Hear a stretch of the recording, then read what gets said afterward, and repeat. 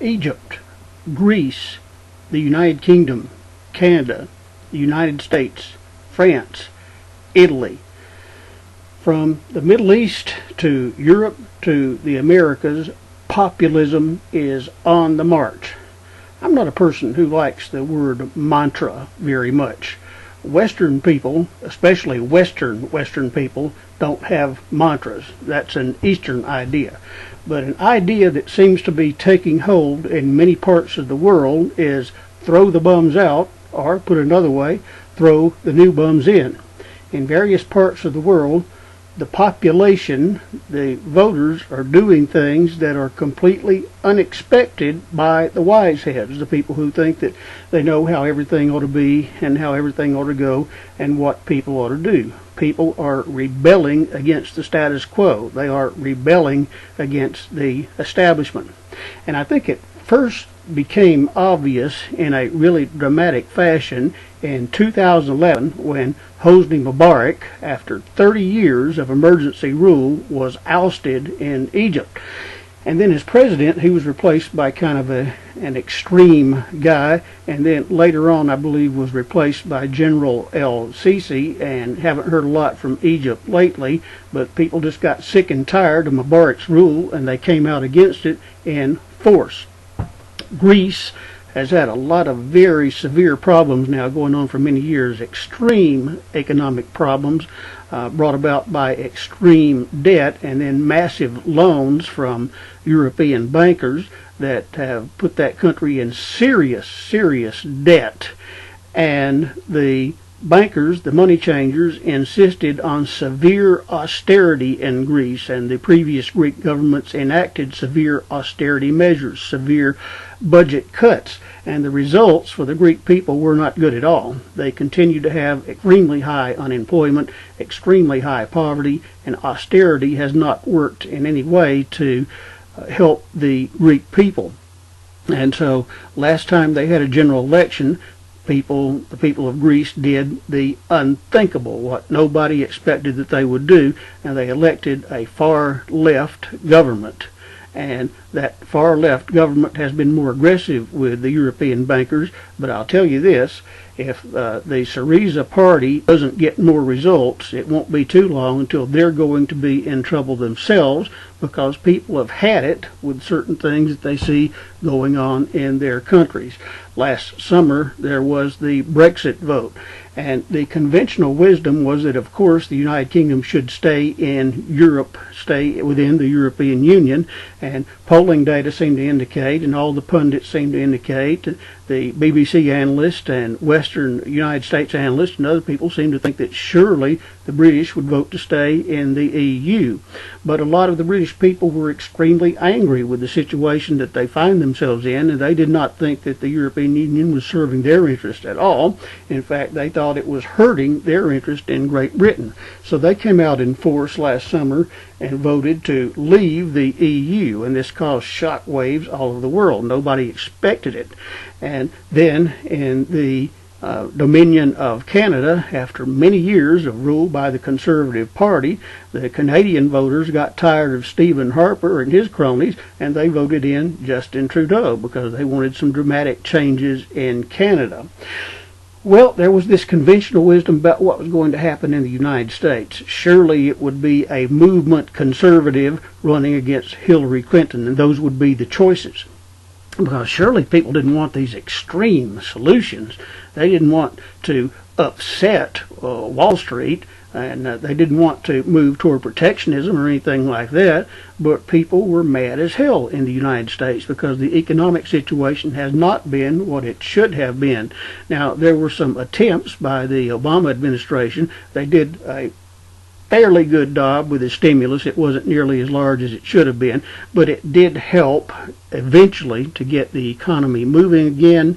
But the problem with that was that the job growth has been poor quality job growth. You've had this tremendous growth in part-time jobs and in full-time jobs that simply didn't pay very well. And they attempted to alleviate some of that with Obamacare, which unfortunately turned out to be a very flawed program, because you had this nasty situation where young and healthies were expected to pay high premiums to pay for the older and sicker patients. A general tax increase of some kind would have been a much better solution, but they didn't go that route. Furthermore, there was this drafting error in the law that they didn't write. They did a bad job writing it. They wrote it in such a way that the Supreme Court was able to throw out the Medicaid expansion. Medicaid was originally going to be expanded in all states, but the Supreme Court said that the federal government could not do that. Now, the sad thing about it was, if they had expanded Medicare, which is a federal-only program, it would have worked. But the problem with Medicaid is it is paid for by both federal and state funds. And so therefore you had millions of people who should have benefited from Obamacare. In most of these red states, they were just completely locked out. And then you had a lot of people who got insured, and they really did buy the best plans available for them, which in most cases was a silver plan. But even that was inferior to a lot of company health insurance plans, because the silver level plans, they pay 70% of the eligible expenses. The traditional split with employer-sponsored plans has been 80-20. That they paid 80% of eligible expenses and that the patient was responsible for 20. But the best plans that people could get were this 70-30 split, where 70% of eligible expenses were paid. And then a lot of the people who got insured, and they love to brag about the number of people who got insured, but I worked with Obamacare directly for a little over a year, and I know exactly what happened with that. And a lot of people who got insured found themselves in situations where they couldn't afford to use the insurance because the deductibles and co-pays were so high. And single people got hit really, really hard. And one thing that angered some people was the fact that people who were fairly irresponsible, they got married and they had kids, and if you talked to them and learned their story, you found out they never had a plan as far as what they were going to do to make a living or have enough income. Yeah, they got married and had kids anyway, and they got very good breaks, whereas single people who were waiting for some better job opportunities got penalized heavily. I've had several single people tell me they just got screwed over completely by Obamacare. And so while there were about a significant number of people did benefit, but it ended up being a fraction of the U.S. population. It wasn't nearly as beneficial as it was touted to be. So in spite of that effort, and in spite of Democratic efforts to raise minimum wages, and those have been very successful in a lot of places, in spite of what you hear, they have been. In Seattle, it's been a very good thing. In Seattle, countless businesses have not closed, and that generally is the way it is in these places that have raised the minimum wage, is that things have gone very well. That's the conservatives can't stand to hear that, but that's the way it is. But in spite of all these efforts, the job growth has been terrible.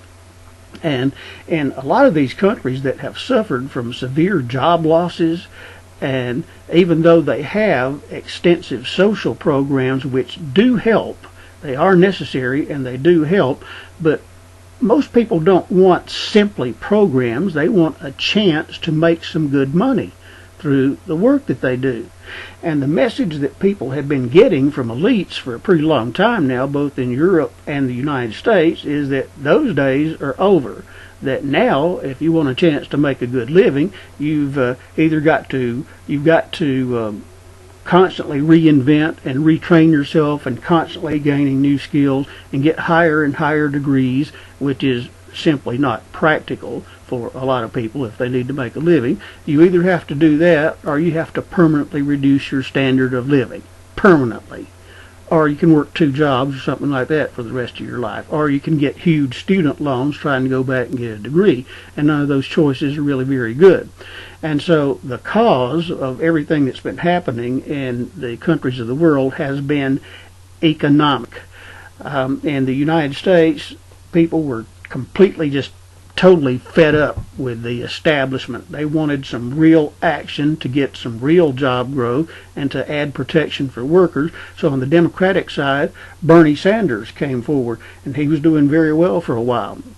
And it was this, we hate the status quo and we think it needs to be a lot better. That propelled his campaign, but ultimately Bernie Sanders fell short, and you ended up with an establishment candidate, Hillary Clinton, winning the Democratic nomination. And that was just completely unacceptable. But at the same time, something also happened on the Republican side. Republican voters who voted in the primaries rejected the conservative movement. They chose an outsider. They chose Donald Trump, because we've seen for decades now that this whole thing of just tax cuts and deregulation and that's all you do, that doesn't work. You need to do a lot more aggressive things like fixing some trade agreements and like more infrastructure spending, which Republicans have rejected in the past. And so when one outsider candidate didn't make it, people opted for the other outsider candidate, Donald Trump, because they are completely fed up with the status quo. And I've seen this in some small southern towns. I know one town where the local jail advertised some jobs for about $10 an hour and they got 200 applicants. And the waterworks advertised for some pretty decent paying jobs, and they had an auditorium full of people taking the test for that. And then in some nearby city, nearby to that one, you have some low-paid manufacturing operations, but they only hire through temporary agencies, and then everybody has to compete to see who gets that full-time job. And so people are extremely unhappy with what they're earning and the kinds of jobs that they're able to get, and they're just mad as hell. That's true in Europe, and it's true in the United States. I'm not sure to what degree it was true in Egypt, because you think that in Egypt, no matter what happens, it seems like they're going to have a lot of poverty. But people, and so these economic factors have motivated people in Europe and people in the Americas to reject the status quo, because people want the good jobs back. They want the ability to go get a job that pays decent money, living making money, and not have to constantly retrain, not have to constantly put out money to reinvent themselves every 2 or 3 years, which is what has happened in the United States. And so you have a bunch of outsiders who are winning. President Hollande in France is on the way out because his efforts didn't pay off the way people wanted them to. The Prime Minister Renzi of Italy was just voted he's going to resign because he lost a major vote. The UK voted to leave the European Union, and there is talk that other countries might want to do so as well. But then in Scotland, they consider that the elites are telling them to leave, and they don't want that because they're rebelling against the establishment too, and their version of rebelling against the establishment is to possibly separate Scotland and remain in the EU. And Canada, people got upset with the Conservative Party, finally very dissatisfied with them. And then in the United States, you had these two anti-establishment candidates, and ultimately one of them did end up winning. And so what does this mean for the future? Well, the people who are being elected in these various countries better start getting some results, because if they don't get the results that people want economically, they're going to be in trouble too. If Donald Trump doesn't deliver on his promise to get more good jobs in America, to make America rich again, if he doesn't deliver, he's likely going to be in very serious trouble in 4 years. And the same is true in Europe. If the government that replaces President Hollande's government doesn't do well, then they may be replaced. So we're getting into this situation where you may just see wild swings in elections from cycle to cycle, because people are mad as hell, not only in the United States, but in Europe and in various other places. So what's happening now is not only the United States, but in various countries around the world, is that public sentiment is changing. People are rebelling against the status quo, and the public opinion is such that leaders who don't go along with what the public wants, leaders who can't produce results, leaders who can't change with the times, will no longer be leaders. And that's one reason that Hillary Clinton went down in flames, and it's another reason Marco Rubio and Ted Cruz and all the others went down in flames, because they both represented establishments that have not delivered. And that's what's happening in Europe and in various places of the world. So I'd say, politically speaking, get ready for some wild rides in the years ahead, because people are mad as hell and they're not going to take it anymore, and they want results, and there's no telling how they'll vote to be able to get those results. So, rebelling against the establishment, rising up against the status quo, throw the new bums out, throw the old bums out, throw the new bums in. That's the new way of doing things. And so people who are entrusted with public office had better start getting some results, or they're going to be in serious trouble too, because people are mad as hell, and that's why things are happening the way they are. Thanks, and have a good day.